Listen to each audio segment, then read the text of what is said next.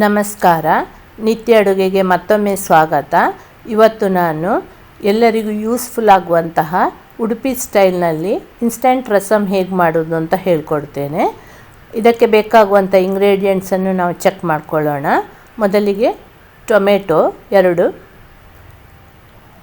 ಕೊತ್ತಂಬರಿ ಸೊಪ್ಪು, ಕಡಲೆಬೇಳೆ 1/4 ಕಪ್, ಕೊತ್ತಂಬರಿ ಬೀಜ 3/4 ಕಪ್, ತೊಗರಿಬೇಳೆ 1 ಕಪ್, ರೈಸ್ 2 ಟೇಬಲ್ ಸ್ಪೂನ್, ಜೀರಿಗೆ 4 ಟೇಬಲ್ ಸ್ಪೂನ್, ಮೆಂತ್ಯ 2 ಟೀ ಸ್ಪೂನ್, ಉದ್ದಿನಬೇಳೆ 2 ಟೇಬಲ್ ಸ್ಪೂನ್, 25 ಕೆಂಪು ಮೆಣಸು, turmeric powder 2 table spoon, oil 7 table spoon, ಒಗ್ಗರಣೆ ಸಾಮಾನುಗಳು ಕರಿಬೇವು 20, 2 ಟೇಬಲ್ ಸ್ಪೂನ್ ಹಿಂಗ್ powder, salt 4 table spoon, green chillies 4, ದೊಡ್ಡ ಲಿಂಬೆ ಗಾತ್ರದಷ್ಟು ಹುಣಸೆಹಣ್ಣು. ಮತ್ತೊಮ್ಮೆ ಎಲ್ಲ ಇಂಗ್ರೀಡಿಯೆಂಟ್ಸನ್ನು ನೋಟ್ ಮಾಡಿಕೊಳ್ಳಿ. ಈಗ ಮಾಡುವ ವಿಧಾನವನ್ನು ಚೆಕ್ ಮಾಡಿಕೊಳ್ಳೋಣ. ಮೊದಲಿಗೆ ಒಂದು ಪ್ಯಾನಿಗೆ ನಾವು ತೊಗರಿಬೇಳೆಯನ್ನು ಹಾಕ್ಕೊಳ್ಳೋಣ.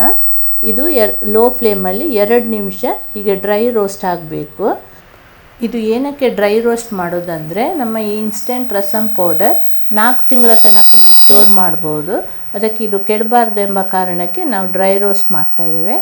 ಈಗ 1 ಟೇಬಲ್ ಸ್ಪೂನ್ ಆಯಿಲ್ ತಗೊಂಡು ಈ ಕೆಂಪು ಮೆಣಸನ್ನು ಫ್ರೈ ಮಾಡೋಣ. ಇದನ್ನು ನಾವು ಲೋ ಫ್ಲೇಮಲ್ಲೇ ಮಾಡಬೇಕು.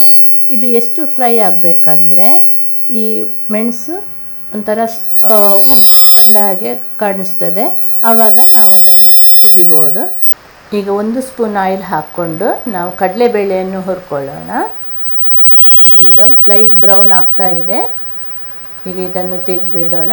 ಈಗ 2 ಟೇಬಲ್ ಸ್ಪೂನ್ ಆಯಿಲ್ ಹಾಕ್ಕೊಂಡು ಉದ್ದಿನಬೇಳೆಯನ್ನು ಆ್ಯಡ್ ಮಾಡ್ಕೊಂಡಿದ್ದೇನೆ. ಕೊತ್ತಂಬರಿ ಬೀಜ, ಮೆಂತ್ಯ ಕಾಳು ಎಲ್ಲವನ್ನು ಆ್ಯಡ್ ಮಾಡಿದ್ದೇನೆ. ಎಲ್ಲ ಲೋ ಫ್ಲೇಮಲ್ಲೇ ನಾವು ಇದನ್ನು ಫ್ರೈ ಮಾಡಬೇಕು.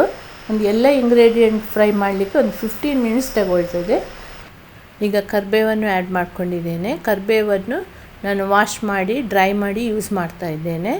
ನೀರಿತ್ತಂದರೆ ನಮ್ಮ ಮಸಾಲ ಪೌಡ್ರ್ ಕೆಟ್ಟು ಹೋಗ್ತದೆ. ಈಗ ಜೀರಿಗೆ ಮತ್ತು ಅಕ್ಕಿಯನ್ನು ಮಿಕ್ಸ್ ಮಾಡ್ಕೊಂಡಿದ್ದೇನೆ. ಇದನ್ನು ನಾನು ಲೋ ಫ್ಲೇಮಲ್ಲೇ ಮಾಡ್ತಾಯಿದ್ದೇನೆ. ಲೋ ಫ್ಲೇಮಲ್ಲೇ ಮಸಾಲ ತಯಾರು ಮಾಡಿದರೆ ಮಸಾಲ ಸ್ಮೆಲ್ಲು ತುಂಬ ಚೆನ್ನಾಗಿರ್ತದೆ. ಈಗ ಟ್ಯಾಮ್ರಿನ್ ಆ್ಯಡ್ ಮಾಡ್ಕೊಂಡಿದ್ದೇನೆ. ಈಗ ಆಲ್ಮೋಸ್ಟ್ ನಮ್ಮ ಮಸಾಲ ಫ್ರೈ ಮಾಡೋದು ಮುಗಿತಾ ಬಂದಿದೆ. ಈ ಥರ ಟ್ಯಾಮರಿನ್ ಗಟ್ಟಿ ಇತ್ತಂದರೆ ಇದನ್ನು ಸ್ವಲ್ಪ ನೀವು ಪ್ರೆಸ್ ಮಾಡಬೇಕು. ಈಗ ಹಿಂಗ್ ಪೌಡರ್ ಆ್ಯಡ್ ಮಾಡ್ತಾ ಇದ್ದೇನೆ. ಸ್ಟವ್ ಆಫ್ ಮಾಡ್ಕೊಳ್ಳೋಣ. ಈಗ ಎಲ್ಲವನ್ನು ನಾನು ಒಂದು ಪ್ಲೇಟಲ್ಲಿ ಸ್ಪ್ರೆಡ್ ಮಾಡ್ಕೊಂಡಿದ್ದೇನೆ. ಇದನ್ನು ನಾವು ಆರಲಿಕ್ಕೆ ಬಿಡಬೇಕು.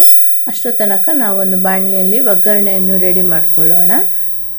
ಸಾಸಿವೆ, ಉದ್ದಿನಬೇಳೆ, ಜೀರಿಗೆ, ಕೆಂಪು ಮೆಣಸು, ಹಸಿಮೆಣಸನ್ನು ನಾನು ಈ ಥರ ಸಣ್ಣದಾಗಿ ಹಚ್ಕೊಂಡಿದ್ದೇನೆ.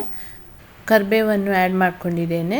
ಉದ್ದಿನಬೇಳೆ ಬ್ರೌನ್ ಆಗ್ತಿದ್ದಂತೆ ನಾವು ಸ್ಟವ್ ಆಫ್ ಮಾಡ್ಕೊಳ್ಳೋಣ. ಈಗ ಒಗ್ಗರಣೆ ರೆಡಿಯಾಗಿದೆ.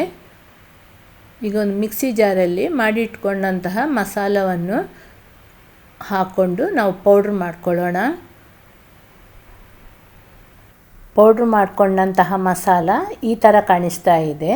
ಈಗ ಒಂದು ದೊಡ್ಡ ಬೌಲಲ್ಲಿ masala powder, turmeric powder, salt, ಒಗ್ಗರಣೆ ಎಲ್ಲವನ್ನು ಸೇರಿಸಿ ಮಿಕ್ಸ್ ಮಾಡಬೇಕು. ಇದಕ್ಕೆ ಡ್ರೈ ಸ್ಪೂನೇ ನಾವು ಯೂಸ್ ಮಾಡಬೇಕು. ಚೆನ್ನಾಗಿ ಮಿಕ್ಸ್ ಮಾಡಿದ ನಂತರ ಒಂದು ಸ್ಟೀಲ್ ಬಾಕ್ಸಲ್ಲಿ ಇದನ್ನು ಹಾಕಿ ಇಟ್ಕೊಂಡ್ರೆ 4 ರಿಂದ 6 ತಿಂಗಳ ತನಕ ಇದನ್ನು ಯೂಸ್ ಮಾಡ್ಕೊಳ್ಬೋದು. ಈಗ ಕ್ವಿಕ್ಕಾಗಿ ಇನ್ಸ್ಟೆಂಟ್ ಟೊಮೆಟೊ ರಸಮ್ ಹೇಗೆ ಮಾಡೋದು ಅಂತ ನೋಡ್ಕೊಳ್ಳೋಣ. ಒಂದು 4 ಗ್ಲಾಸ್ ನೀರಿಗೆ 2 ಹಚ್ಚಿಟ್ಕೊಂಡಂಥ tomato, 4 teaspoon instant rasam powder ಹಾಕಿ 10 ಮಿನಿಟ್ಸ್ ಬಾಯ್ಲ್ ಮಾಡಬೇಕು. ಇದನ್ನು ಮಿಡ್ಲಲ್ಲಿ ನೀವು ಚೆಕ್ ಮಾಡ್ತಾ ಇರಬೇಕು. ಇದು ನಾನು ಮನೆಯಲ್ಲೇ ಎಕ್ಸ್ಪೆರಿಮೆಂಟ್ ಮಾಡಿ ಟ್ರೈ ಮಾಡಿದಂಥ ರೆಸಿಪಿ. ನೀವು ಈ ರೆಸಿಪಿಯನ್ನು ಆದಷ್ಟು ಜನರಿಗೆ ಶೇರ್ ಮಾಡಿ, ಎಲ್ಲರೂ ಇದರ ಉಪಯೋಗ ಪಡ್ಕೊಳ್ಳಿ ಅಂತ ಹೇಳಿ. ಯಾರಾದರೂ ಗೆಸ್ಟ್ ಬಂದರೆ ಅಥವಾ ನಿಮಗೆ ಟಯರ್ಡ್ ಆದರೆ ಈ ಥರ ಇನ್ಸ್ಟೆಂಟ್ ರಸಮ್ ಪೌಡರ್ ಪ್ರಿಪೇರ್ ಮಾಡಿ ಇಟ್ಕೊಂಡ್ರೆ ಯಾವಾಗ ಬೇಕಾದರೂ ನಾವು ರಸಮ್ ತಯಾರು ಮಾಡ್ಬೋದು. ಈಗ 10 ಮಿನಿಟ್ಸ್ ಆಗಿದೆ. ಈಗ ಕೊತ್ತಂಬರಿ ಸೊಪ್ಪು ಹಾಕ್ಕೊಂಡಿದ್ದೇನೆ. ಇದು 2 ಮಿನಿಟ್ಸ್ ಬಾಯ್ಲ್ ಆದರೆ ನಮ್ಮ ರಸಮ್ ರೆಡಿ ಆಗ್ತದೆ. ಈಗ 2 ಮಿನಿಟ್ಸ್ ಆಗಿದೆ. ಈಗ ಸ್ಟವ್ ಆಫ್ ಮಾಡ್ಕೊಳ್ಳೋಣ. ಒಂದು ಸರ್ವಿಂಗ್ ಬೌಲಿಗೆ ಇದನ್ನು ಶಿಫ್ಟ್ ಮಾಡ್ತಾ ಇದ್ದೇನೆ. ಇದನ್ನು ಹಪ್ಪಳ ಅಥವಾ ಕರಿದ ಸೆಂಡೆಗೆ ಜೊತೆ ಸರ್ವ್ ಮಾಡ್ಬೋದು. ಇದನ್ನು ನೀವು ಮನೆಯಲ್ಲಿ ಖಂಡಿತ ಟ್ರೈ ಮಾಡಿ. ಈ ವಿಡಿಯೋ ಇಷ್ಟ ಆಯ್ತಂದರೆ ಲೈಕ್ ಮಾಡಿ, ಶೇರ್ ಮಾಡಿ ಹಾಗೂ ಕಮೆಂಟ್ ಮಾಡಿ. ಮುಂದಿನ ಮತ್ತೊಂದು ರೆಸಿಪಿ ಜೊತೆ ಮತ್ತೆ ನಿಮ್ಮನ್ನು ಭೇಟಿ ಆಗ್ತೀನಿ. ಅಲ್ಲಿ ತನಕ ಟೇಕ್ ಕೇರ್. ಬಾಯ್ ಬಾಯ್.